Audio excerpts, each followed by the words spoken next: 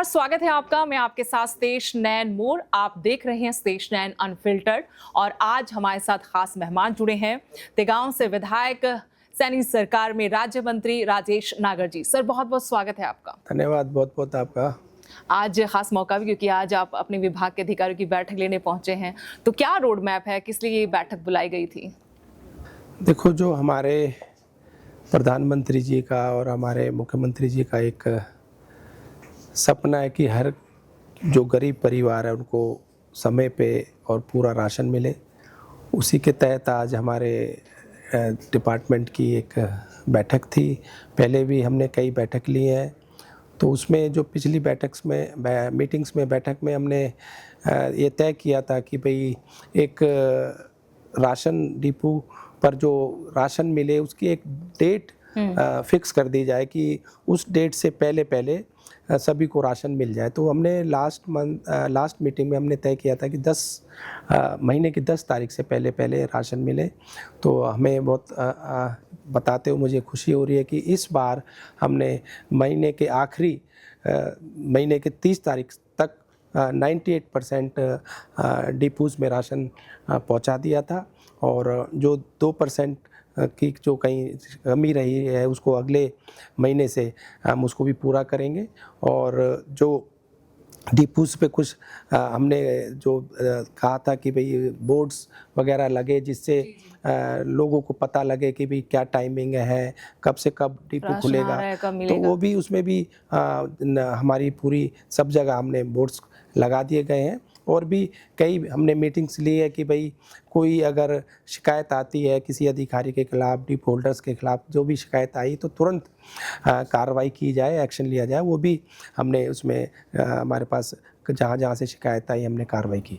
लेकिन ये भी आरोप विपक्ष की तरफ से लगाया जाता है कि पीडीएस एक ऐसा सिस्टम डेवलप किया गया था जो निम्न तबके के लिए बहुत एक संजीवनी है, गरीब तबके के लिए, लेकिन बहुत सारी चीज़ें इसके अंदर से सरकार ने निकाल दी। जैसे बीजेपी सरकार आई है, बहुत सारे लोगों को बीपीएल कार्ड उनके बीपीएल कार्ड कटवा दिए हैं। उनके आरोप हैं विपक्ष के। अभी तो विपक्ष ने बोला था कि भाई इतने लोगों को राशन 52 लाख परिवारों को हमने राशन दिया है बीच में। तो पहले ये लोग कहते थे कि भाई आप लोगों ने राशन कम लोगों को दे रहे हैं, और अब ये कह रहे हैं कि इतने लोगों को राशन क्यों दिया जा रहा है, कि इतने लोग इस कैटेगरी में कहाँ से आ रहे हैं। तो ये लोग खुद ही समझ नहीं पा रहे कि ये कटवाना चाहते हैं डिपो राशन कार्ड या लोगों का जुड़वाना चाहते हैं। तो हम तो जो भी हमारी एक तो इसका लिमिट जो थी पूरे भारत की 1,20,000 लिमिट है, हमने हरियाणा में उसको 1,80,000 कर दिया। तो उसकी वजह से भी ये संख्या जो हमारी ये बड़ी भी है। लेकिन आप पूरे एक्शन में, जैसे आपको विभाग मिला, पूरे एक्शन में नजर आए थे। आपने बहुत सारी जो खामियां पहले थी उनको दूर करने की कोशिश की। आज आपको लग रहा है कि जो रोड मैप बनाया था आप उस पर काफी आगे बढ़े हैं, लोगों को इसका फायदा हो रहा है। जो अनियमितताएं पहले डिपो होल्डर्स के यहाँ होती थी वो कम हुई हैं। क्या आपका अपना रिपोर्ट कार्ड क्या है? देखो, जो मैंने बताया कि पहले डिले हो जाता था राशन, उसको हमने दुरुस्त किया है कि भाई महीने के एंड तक अगले महीने का राशन पहुंच जाए, जिससे कि भाई जो उपभोक्ता है, कंज्यूमर है, उसको राशन पूरा टाइम पे मिल जाए और पूरा मिल जाए। तो उसके लिए हमने जो एक डेडलाइन हमने तय की थी, तो उस पर हम बहुत हद तक कामयाब हुए हैं। और इस बार जो थोड़ी बहुत कमी रहेगी उसको इस महीने बिल्कुल ही दुरुस्त कर देंगे। हम क्योंकि अभी बातचीत कर रहे हैं, कुछ देर पहले एक न्यूज़ आई, उसमें कैथल का मामला था। कैथल में कोई शख्स हैं जिनके कार्ड का अटैच किया है ऑनलाइन पोर्टल में कि उनके नाम पे कोई गुरुग्राम में कार है, तो बीपीएल कार्ड से उनका नाम हटा दिया गया है। तो वो दर की ठोकरें खा रहे हैं। मैं चाहूंगी कि अपनी इस बातचीत के जरिए ही उनका समाधान भी किया जाए। देखो, मेरी नॉलेज में ये अभी बात आई नहीं, आपने बताया है, आपके जरिए मुझे अभी पता लग रहा है। अगर इस तरह की कोई बात है उसको हम बिल्कुल दुरुस्त कर देंगे। अब मैं आती हूँ आपके पॉलिटिकल करियर पर। आपके बारे में राजेश नागर जी कहा जाता है कि आप बहुत नम्र स्वभाव के हैं, लेकिन काम में उतने ही सख्त हैं, तलखी दिखाते हैं आप। अधिकारियों के साथ भी कई दफा हमने देखा, चाहे हिसार की उगलाना की बात हो या फिर कुरुक्षेत्र की हाल फिलहाल की बात हो, तो आपको काम में कोई चिरानुक्ति नहीं चाहिए, है ना? वो एक्शन मतलब कहाँ से आता है आपका? नहीं, देखो, जहाँ भी हमें शिकायत मिली, क्योंकि ये गरीब लोगों से जुड़ा हुआ डिपार्टमेंट है। इसमें अगर किसी भी गरीब को राशन समय पे नहीं मिलता, पूरा नहीं मिलता, तो उसका पूरा महीने का जो बजट है वो सब हिल जाता है, ख़राब हो जाता है। इसमें ये नहीं कर सकते कि भी इस महीने का राशन उसको अगले महीने दे दें या इकट्ठा दे दें, तो उसको आज ज़रूरत है तो उसको राशन आज ही मिलना चाहिए। तो इसलिए जहाँ-जहाँ हमें शिकायत मिली, उकलाना में मिली, पलवल में मिली, जहाँ कुछ कमियाँ मिली, कुछ गड़बड़ मिली, तो हमने तुरंत कार्रवाई भी की। हमने आज भी निर्देश दिए हैं सभी अधिकारियों को, अपने डीएफएससीज़ को, भई ज़ीरो टॉलरेंस पे हमें इसमें चलना है। कहीं भी कोई शिकायत आती है तुरंत कार्रवाई करें, तुरंत एक्शन लें। तो उस पे हम इसी लाइन पर हम आगे बढ़ रहे हैं और सभी को निर्देश भी हमने दिए। आपको मनोहर लाल जी का भी और नायब सिंह सैनी का भी करीबी कहा जाता है। 3 दफ़ा पार्टी ने विश्वास जताया, 2 बार जीत दिलाई, मंत्री पद भी आपको मिल गया है। उनके साथ रिश्तों को लेकर कोई जानकारी, कोई बात? देखो, आज हम अपने पूर्व मुख्यमंत्री मनोहर लाल जी की बात करें, जो एक उन्होंने हरियाणा एक हरियाणवी एक सबका साथ सबका विकास, बिना पर्ची बिना खर्ची के नौकरियां मिली, तो उसी वजह से हमारी सरकार आप देख सकते हैं तीसरी बार जब से हरियाणा बना है, हरियाणा के इतिहास में कोई भी सरकार तीसरी बार रिपीट नहीं हुई। और अब हमारे माननीय मुख्यमंत्री श्री नायब सैनी जी, जो सरल जिनका स्वभाव है, जिस सहज स्वभाव है, जिनको 2 बजे भी आप कोई हमारा कोई कार्यकर्ता या कोई भी अपना काम लेकर आता है तो लोगों को मिलते हैं और कोई भी उनकी शिकायत होती है उसको तुरंत दूर करते हैं। जो एक विज़न लेकर चले, एक सपना लेकर चले, उसी के तहत हम तीसरी बार प्रदेश में हमारी सरकार बनी है। राजेश नागर जी, अगर हम आपके इलाके की राजनीति की बात करते, फरीदाबाद की राजनीति की बात करते, खासतौर पर बीजेपी की, तो वहाँ ये नजर आ रहा है कि एक तिकड़ी है, दूसरी तरफ केंद्रीय राज्य मंत्री कृष्णपाल गुर्जर जी हैं। नहीं, भारतीय जनता पार्टी में एक दुनिया की सबसे बड़ी पार्टी है, दुनिया का सबसे बड़ा संगठन है। यहाँ सब एक छत्र, एक हमारे मुख्यमंत्री जी के नेतृत्व में, केंद्र की बात करें, हमारे प्रधानमंत्री जी के नेतृत्व में हम सब मिलकर काम करते हैं, मिलकर प्रदेश का, देश का नाम रोशन करते हैं। जो भी हमें दायित्व, जो भी हमें कार्य दिए जाते हैं डिपार्टमेंट से रिलेटेड या और भी जो विकास के लिए, अपने क्षेत्र के लिए, अपने प्रदेश के लिए, अपने देश के लिए जो काम है, हम सब मिलकर सभी काम करते हैं। कोई मनमुटाव नहीं किसी के साथ? कोई किसी तरह का कोई मनमुटाव। लेकिन करीबियां तो अब ज्यादा हो गई हैं, गौरव गौतम जी हों या फिर विपुल गोयल जी। नहीं, सभी मिलकर हम काम कर रहे हैं। गौरव जी पुराने मेरे साथी हैं और विपुल गोयल जी मेरे बचपन के स्कूल के साथी हैं, हमसे एक स्कूल में साथ पढ़े हैं, तो हमारा पुराना एक एसोसिएशन होने की वजह से ज़्यादा करीबी आए। वहाँ के लोगों को भी आप लोगों से बहुत उम्मीदें हैं कि तीन लोग मंत्रिमंडल में हैं, तो उनको बहुत उम्मीदें हैं। कोई विजन है आप लोगों का अपने इलाके के विकास के लिए, और मतलब अच्छे महकमे आप लोगों को मिले हैं? देखो, हम इलाके की बात करें, क्षेत्र की बात करें, हम पूरे हरियाणा के विकास की बात करते हैं। कोई हमारे क्षेत्र की बात नहीं है कि भाई हम फरीदाबाद की और अपने ज़िले की, अपने विधानसभा की बात करें। हम पूरा हरियाणा का विकास लेकर हम तीनों मंत्री चल रहे हैं और हमारे मुख्यमंत्री जी के नेतृत्व में, श्री नायब सैनी जी के नेतृत्व में पूरे हरियाणा के विकास की बात हम कर रहे हैं। और आप देखेंगे जिस तरह से अभी 11 सालों में हमारी जो केंद्र में सरकार बनी, प्रदेश में सरकार बनी, जो विकास हुए, उसको और गति और तेज़ी से हम गति देकर पूरे हरियाणा का विकास करेंगे। अभी विपक्ष की बात कर लेते हैं। कांग्रेस में संगठन को लेकर बहुत बैठकों का दौर चल रहा है। राहुल गांधी आकर जा चुके हैं, अब डेडलाइन उनको दी है 30 जून तक। जब आप लोगों से हम बात करते हैं, सत्ता पक्ष में बैठे नेताओं से, विधायकों से, मंत्रियों से, तो कई टिप्पणियां ऐसी होती हैं जो सुर्खियां बनती हैं। संगठन तो उनका बन रहा है, लेकिन चर्चाएं बहुत ज़्यादा यहाँ पर भी हैं।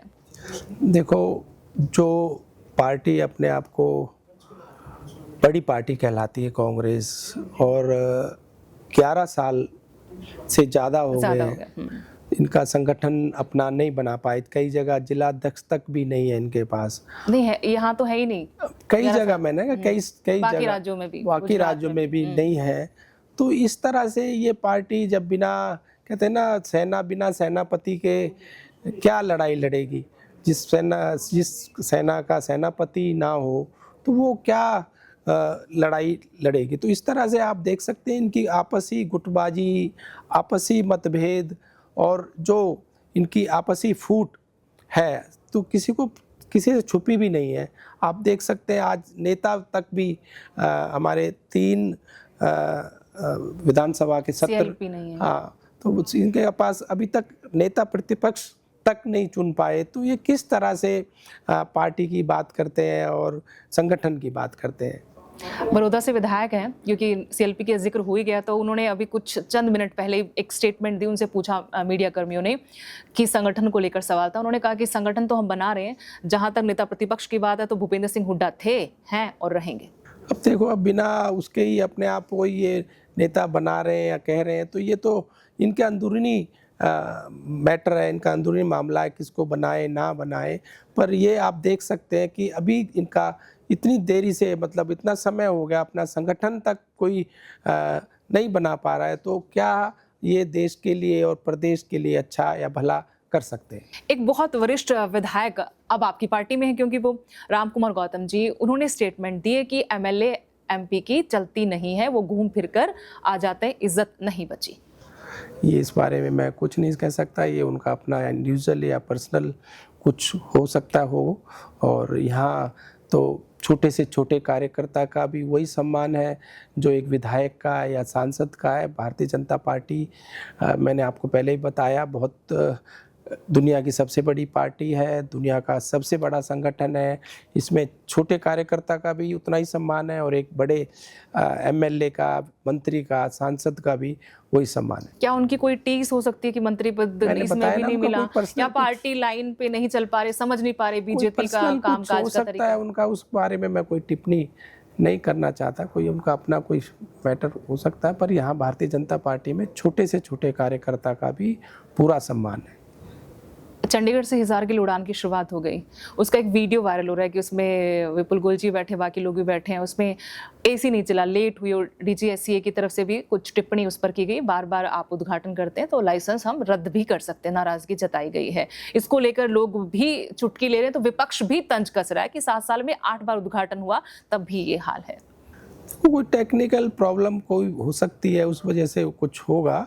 तो इस तरह से कुछ रेगुलर ऐसे कुछ नहीं होगा। और ये हमारे को इसको कमियों को ना देखते हुए ये देखना चाहिए कि पहली बार हरियाणा में एक उड़ान या एयरपोर्ट बना है, उसमें अच्छाई को हमें देखना चाहिए, ना कि उसकी कोई बुराई या कमी को देखना चाहिए। आज तक तो कोई एयरपोर्ट हरियाणा का ऑपरेट नहीं हुआ है। अभी इसमें अभी चंडीगढ़ की फ़्लाइट चालू हुई है, पहले अयोध्या की भी फ़्लाइट जा रही है, अभी जल्दी में जयपुर, अहमदाबाद और जम्मू के लिए भी यहाँ से फ़्लाइट चलेगी। तो ये चीज़ें, कोई टेक्निकल कुछ भी प्रॉब्लम तो कभी भी कहीं भी हो सकती है। 2 और महत्वपूर्ण सवाल मैं आपसे पूछना चाहती हूँ, ज़्यादा वक्त नहीं लूँगी मैं आपका। एक अशोक तंवर को लेकर है, हालांकि फिर दूसरी पार्टी में है वो, कांग्रेस में, सवाल लेकिन बनता है क्योंकि वो आपकी पार्टी में आए थे और मुख्यमंत्री मनोहर लाल थे, तब उनको कहा कि अब मामा भांजा एक पार्टी में आ गए हैं।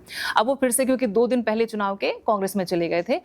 वो जब राहुल गांधी आए तो उन 17 नेताओं में शामिल, जिनके साथ राहुल गांधी ने मीटिंग की थी एक कमरे में, बंद कमरे में। तो सिरसा से कांग्रेस के ही विधायक हैं, उनकी पुरानी ऑडियो वायरल कर रहे हैं और कह रहे हैं कि वो आपसी खींचतान है। बेसिकली ऐसे नेताओं के बारे में आप क्या कहेंगे जो सत्ता के लालच में कभी भी पार्टी बदल देते हैं? उन्होंने भी तो 2-3 साल के अंदर अंदर कितनी जगह गए, TMC भी गए, अपनी पार्टी बना ली, फिर आम आदमी पार्टी में चले गए, फिर BJP में चले गए, और उनको स्वीकार भी किया जाता है। देखो, ये उनका अपना डिसीज़न है, क्या लेना है क्या नहीं लेना, उसके बारे में मैं कोई टिप्पणी नहीं करना चाहता। आखिरी सवाल मैं आपसे पूछना चाहती हूँ, आम आदमी पार्टी ने पंजाब में लैंड पूलिंग पॉलिसी लागू की है, आप भी इस कारोबार से जुड़े हुए हैं जहाँ तक मेरी जानकारी है। पंजाब में हम वो डेवलपमेंट रियल एस्टेट में देखते हैं, हरियाणा में गुरुग्राम को अगर हम छोड़ दें तो बाकी हिस्सों में नहीं, जहां हम बैठे पंचकुला में बात करें, यहाँ पर भी हम वैसी पॉलिसी का सिर्फ इंतजार कर रहे हैं। क्या सरकार इस बात को लेकर सोच विचार कर रही है? आपको लैंड पूलिंग पॉलिसी कैसी लग रही है और क्या वो हरियाणा में इस तरह कोई पॉलिसी आनी चाहिए?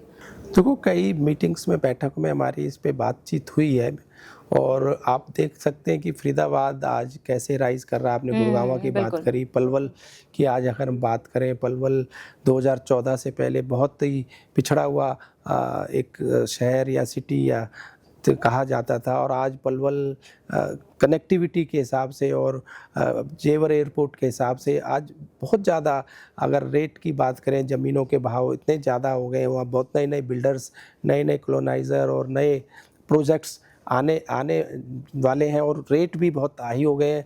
आज अगर पंचकुला की भी बात करें आप, तो पंचकुला में भी अगर देखें तो हमारी पॉलिसी में बहुत चीज़ें रिलैक्सेशन हमने दी है, चाहे ये हमारे जो अफोर्डेबल की जो है, हाउसेस स्कीम। हाँ, दीनदयाल की है, तो बहुत पहले से, और अब अगर बात करें बहुत रिलैक्सेशन दी गई है, और टाइम टाइम पे जो भी जैसे जैसे डिमांड्स आती हैं उसमें हम चेंजेस करते रहते हैं। लेकिन मैंने इसलिए पंजाब का एग्जांपल दिया कि साथ लगता राज्य है, दूसरा ट्राई सिटी में पंचकुला भी आता है। हम पंजाब में मोहाली से आगे खरड़ रोपड़ तक चले जाएंगे, वहां तक हम वो रियल एस्टेट का ग्रोथ देखते हैं। उसके अंदर क्या कहानी है वो तो अलग बात है कि क्या वाकई में वो बूम कर रहा है कि नहीं, लेकिन हरियाणा में पंचकुला के हिस्से में वैसा हम ग्रोथ को नहीं देख देखो, पा रहे। पंचकुला भी अगर आप कनेक्टिविटी की दिक्कत है या नहीं, फिर नहीं, यहाँ पर पंचकुला में इंडस्ट्रीज नहीं? पंजाब पंचकुला की भी अगर आज बात करें, आज अगर रियल एस्टेट की बात करें, आज यहाँ पर जो रेट्स थे लैंड्स के, प्लॉट्स के, अगर 2-3-4 साल पहले चले जाएं तो आज राइज कर रहे हैं, बहुत ज़्यादा उसमें राइज हुआ है। तो राइज जब भी होता है जब कोई ना कोई डिमांड होती है, तो कोई इन्वेस्टर आता है, तो जहाँ डिमांड है, इन्वेस्टर आ रहा है, तो इसलिए ही यहाँ के प्राइजेस जो हैं प्लॉट्स के, अगर लैंड के बढ़ रहे हैं, तो इसका मतलब यहाँ भी जो है लोगों को का विश्वास दिखा रहे हैं कि भाई यहाँ पर आने वाले टाइम में और डेवलपमेंट होगी, तो इसलिए प्राइस राइज हो रहे हैं। बहुत बहुत शुक्रिया राजेश नागर जी, आपने वक्त निकाला और अलग अलग मुद्दों पर बातचीत की। उम्मीद करते हैं कि विभाग का जो जिम्मा आपको सौंपा गया है और उसमें बहुत खामियां हम देखते थे, करप्शन बहुत मामले ऐसे आते थे, वो कम हो और जो निम्न तबके के लिए योजनाएं लागू की गई हैं उन तक उनका हक पहुंचता रहना मैं चाहिए। आपको पूर्ण विश्वास दिलाता हूँ, करप्शन जो हमारे कोई डिपार्टमेंट में करेगा, कोई भी अधिकारी या कोई भी डिपो होल्डर या कोई भी हमारे डिपार्टमेंट से संबंधित, तो उसको बिल्कुल बख्शा नहीं जाएगा, तुरंत एक्शन होगा और बिल्कुल ये डिपार्टमेंट स्मूथ और करप्शन फ्री। एक उनकी एज का मामला भी था जो अटका हुआ था, हाई कोर्ट चला गया। हाई कोर्ट का जो डिसीजन, सरकार कोई पॉलिसी उस पर ला रही है? कोर्ट का डिसीजन जो भी आएगा उसके ऊपर हम फैसला लेंगे। चलिए, बहुत बहुत शुक्रिया। Thank you.